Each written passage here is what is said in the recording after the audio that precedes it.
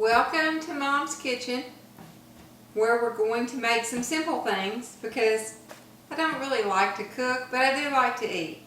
I made white trash the other day and I put a picture of it up on the old Facebook, and I have a lot of questions about how do you do that, so I guess that's a lost art. This is super simple and it's great for the Christmas season. So what it amounts to is we're going to put a lot of dry ingredients together, and then we're going to drizzle almond bark or white chocolate on top of it. The technical issues are we need about 14 cups of dry ingredients to start with. So, you know, you can do these things in any combination you want to. What I do is usually about 2 cups of the corn Chex. So I have a 2-cup measure here. You don't have to be exact. About 2 cups of these. And then about 2 cups of the rice Chex.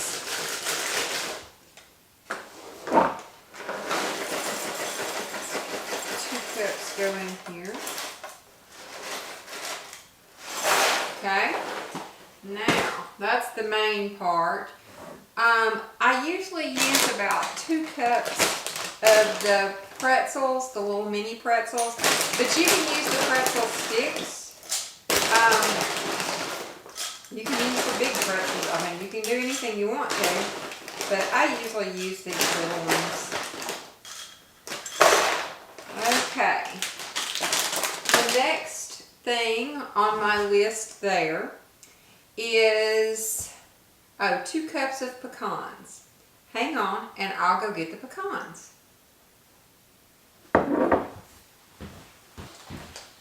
Here they are. I tried so hard to be all prepared when I turned the camera on, and I just wasn't. So I like a lot of pecans. I usually put about 2 cups of these.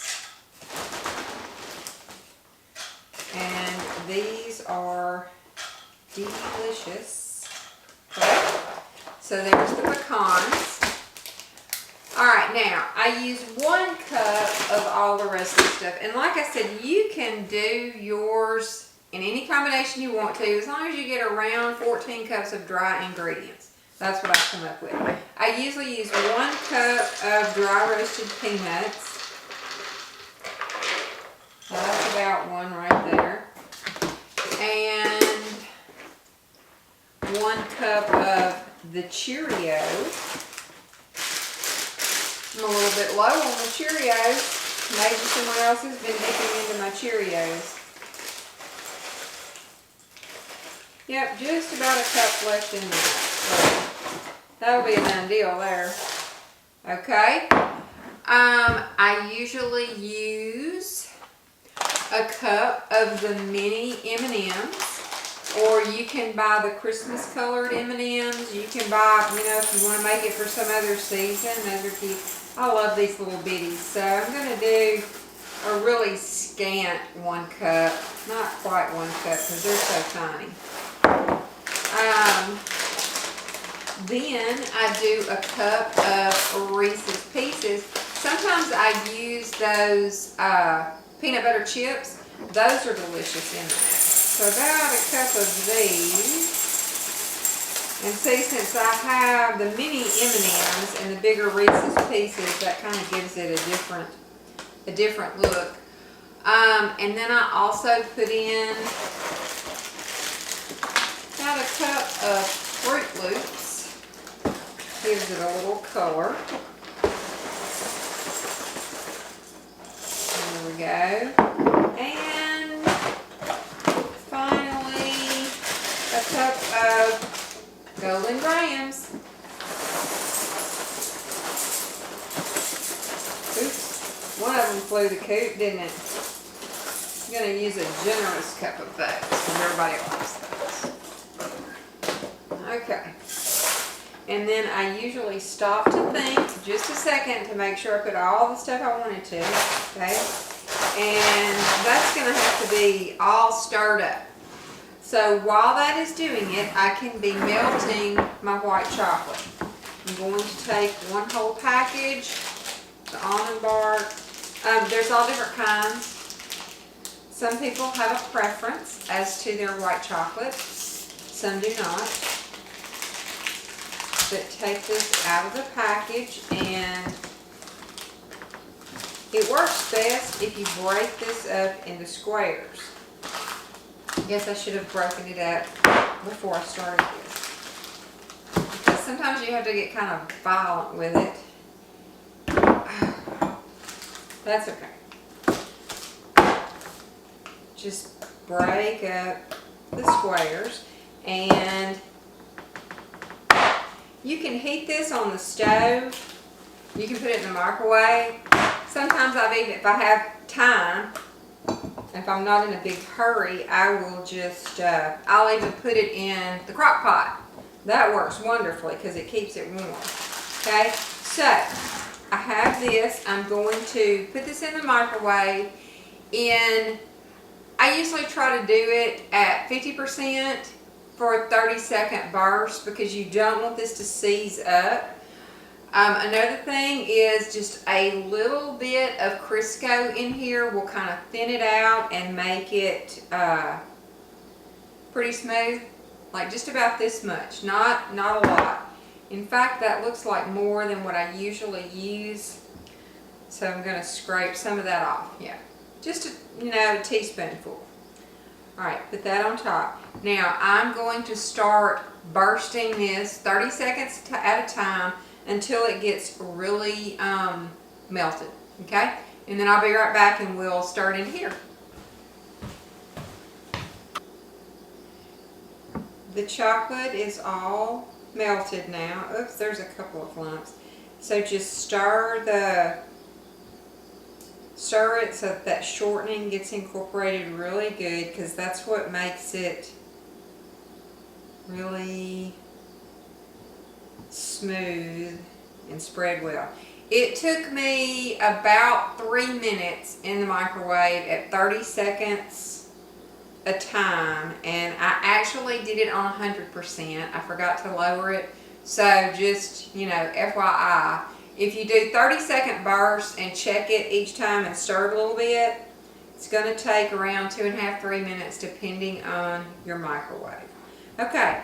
All that's left to do is pour this over the cereal mixture while you are stirring. Let me give it a couple of stirs because I usually, while this is cooking, while this is melting, I'm usually stirring this all up, and I didn't do that. So let me get this all mixed in here. All right, and then I just pour for a little while. And then I stir for a little while. You're trying to keep it, you want to keep it in motion while the chocolate is cooling, number one, otherwise you'll just have one big chunk. And you also want to try to get it all covered. You don't want somebody to have a handful of just cereal and no white chocolate. And once you do that, go around again.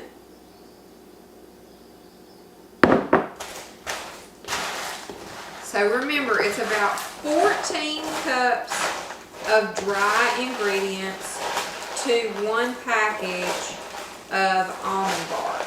And this is a 24-ounce package. So if your package has less, then you might want to cut back a little bit on some of the dry ingredients, or you just might want to make it super chocolatey. I love to do this and just put it in little cellophane bags and tie it with a nice ribbon, and you can even leave it in the mailbox for your mail carrier for a little treat, because they have worked so hard lately delivering packages and have you. Okay, So you can see I'm still stirring. Now I've got all the white chocolate in here, so it's time to really make sure I've got everything covered. And like I said, you just want to keep it in motion for a little while till this chocolate cools off, so that you don't just have one big blob